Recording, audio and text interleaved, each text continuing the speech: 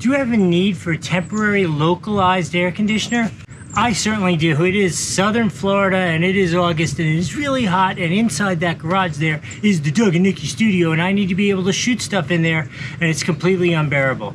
TURBRO here was nice enough to offer to send us this 14,000 BTU air conditioner unit to set up and try out. They gave me no instructions. They're like, we think it's good, we're gonna send it to you.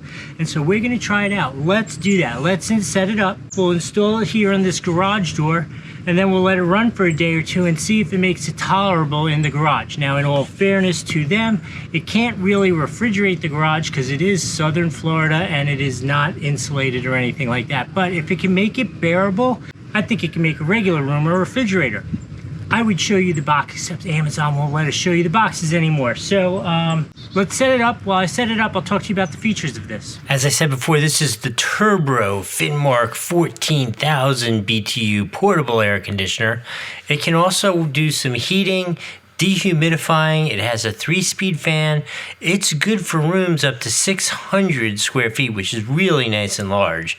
It comes with a remote, Wi-Fi control, and it can also be installed in a horizontal sliding window vertically, or it could also be in a conventional single or double pane hung window. Additionally, I'm going to show you how I set it up in the garage. That's my special tip for you. Does this look like an unusual mess of things to be talking about this TURBRO air conditioner? I'm gonna bring it all home for you at the end with some secret sauce, secret tips that are gonna make this so much more effective for you in your life. All right, so let's first talk about the unit itself. I've used it for about 2 weeks now. I use it in my garage where it's gonna make all this come into play much more. As you can see, it is crazy sunny Florida here. It is a bazillion degrees in my garage, which is not insulated, right? This is Florida, the garages aren't insulated. So this has really had to work to make the garage livable, actually maybe even a little cool in the evenings, and it has been amazing. It has really, really crushed it on that level. As an air conditioner, it does everything in the world. So a couple things that you want to know, all the normal things. You have choices of fan speed, you can have it oscillate, it has a sleep mode, and it also has different modes in the sense that you could do just as a fan, you could do it just cooling, or you could also dehumidify with it, where you can actually connect hoses to it and have it drain either to a drain or outside. And I hooked up that dehumidifier thing, and I know, look, it's southern Florida, so it's not much of a test for me to hook it up to the dehumidifier, but it just pumped out water. Again, it's super humid, it's August in Florida.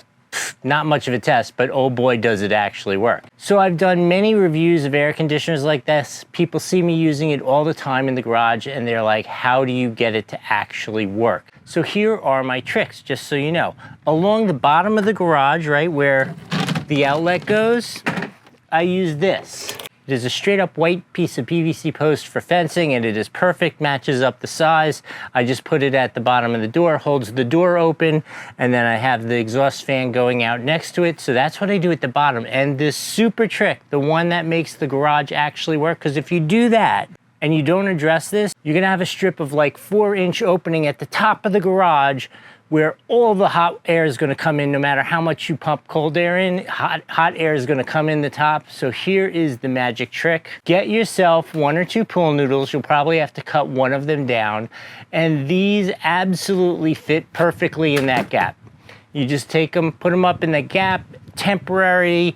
No, you don't have to jam them in or anything. It just pretty much fills that hole perfectly. It's not going to break anything ever. It's just a perfect size to fill up that gap so you don't have a ton of hot air coming back in the top of your air conditioner while you're pumping it out at the bottom, right? So this way it kind of a little bit seals up the garage, and it makes a huge difference in how effective this is. So those are my pro tips for you. Enjoy this thing. It worked great for me. I hope this was helpful. We'll see you next time.